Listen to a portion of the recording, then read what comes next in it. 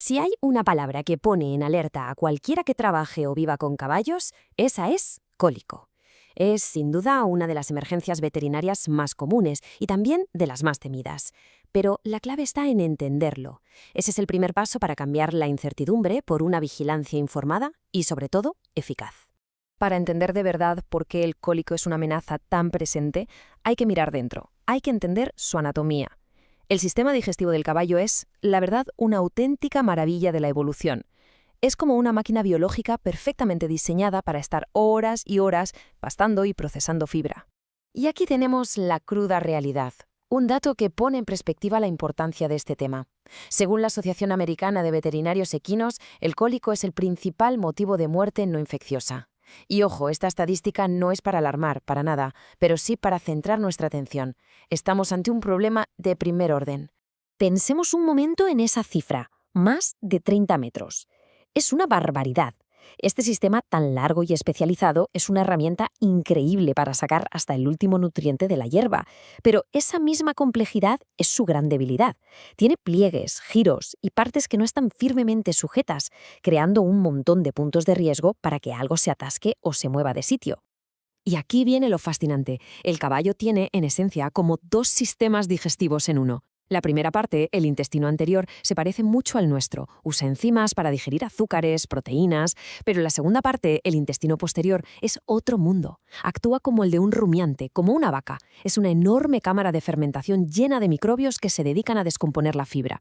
Pero claro, toda esta maravilla de la ingeniería tiene un punto débil, un talón de Aquiles anatómico. Y es que, a diferencia de nosotros, los caballos no pueden vomitar.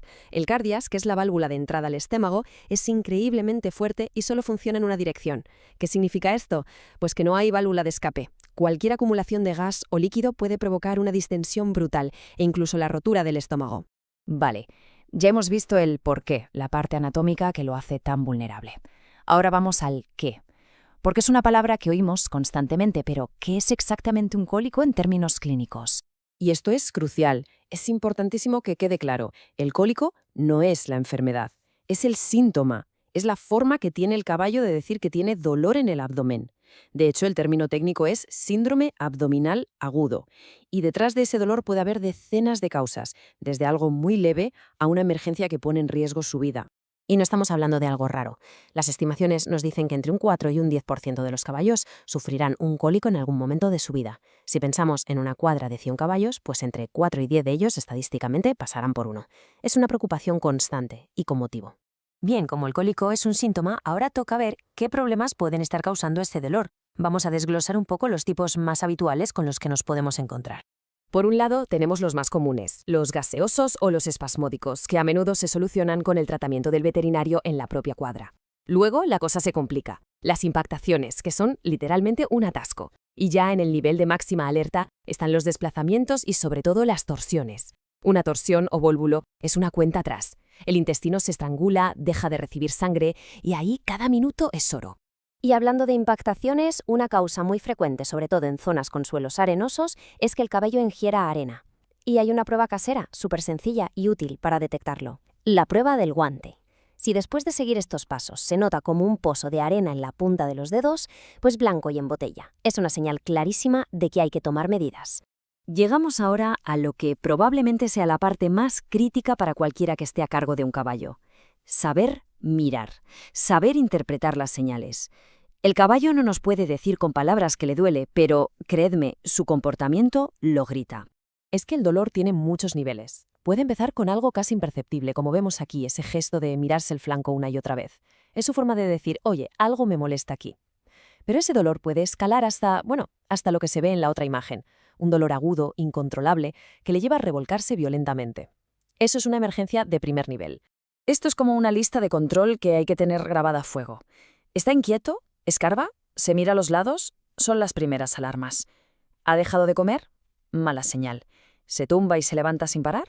Peor. Y luego vienen los signos más graves. Sudar sin hacer ejercicio, no hacer heces, o el silencio. Poner la oreja en su flanco y no oír los sonidos intestinales, eso es una muy mala señal. Cuando llega el veterinario, se enfrenta a una decisión crítica. Esto se puede solucionar aquí o hay que correr al hospital. Para decidir se fija en parámetros muy concretos. Por ejemplo, el dolor. Si con un calmante mejora, bueno. Si sigue igual de intenso, malo. La frecuencia cardíaca. Por debajo de 45, manejable. Por encima, ya es preocupante. Y así con todo. El color de las encías, si hay reflujo al sondar. Son las pistas que le dicen si estamos ante algo médico o algo quirúrgico. Muy bien, el veterinario ya está en la cuadra. ¿Qué ocurre ahora? Pues que empieza un trabajo de investigación, casi de detective, para recopilar todas las pruebas posibles y saber exactamente a qué se enfrenta. El proceso empieza por preguntar y hacer un examen físico completo. El sondaje nasogástrico es vital, no solo para diagnosticar, sino para aliviar esa presión del estómago. La palpación rectal le permite literalmente tocar qué está pasando ahí dentro. Y luego técnicas más avanzadas como la ecografía o la abdominocentesis, que es sacar una muestra del líquido abdominal, dan una imagen mucho más precisa de la gravedad. La buena noticia es que la inmensa mayoría de los cólicos, más de un 80%, se solucionan con tratamiento médico. Esto es, con analgésicos, fluidos para hidratar y ayudar a que todo se mueva, y ayuno. Pero para ese porcentaje más pequeño pero crítico de casos, la cirugía no es una opción. Es la única vía para salvarle la vida. Es una carrera contra el reloj. Hemos hablado de la anatomía, los síntomas, los tratamientos, pero todo eso es reaccionar a un problema que ya existe. La herramienta más poderosa que tenemos no es una jeringuilla ni un bisturí. La tenemos en el manejo del día a día. La prevención, sin ninguna duda, es la mejor estrategia. Y si de todo esto hay que quedarse con una sola cifra, que sea esta, 1,5%. Un caballo debe comer como mínimo absoluto el 1,5% de su peso corporal en forraje cada día. Para un caballo de 500 kilos, esos son 7,5 kilos de heno. La fibra no es un extra, es la base de su salud digestiva. La prevención se construye sobre pilares de sentido común, de respeto a su fisiología, dieta basada en forraje de calidad, agua siempre disponible y limpia, cambios de alimentación muy graduales, controlar mucho los granos y los piensos, mantener un buen programa de desparasitación y de cuidado dental. Y, por supuesto, fomentar el movimiento y un entorno con el menor estrés posible. No es una sola cosa, es un enfoque global. Y para terminar, una reflexión. La anatomía del caballo lo predispone al cólico, eso está claro. Pero, ¿es algo inevitable, una especie de lotería? ¿O en muchísimos casos es una consecuencia directa de cómo los alimentamos, los alojamos y los manejamos? Comprender esto nos da el poder de minimizar los riesgos y, en definitiva, de ser parte de la solución.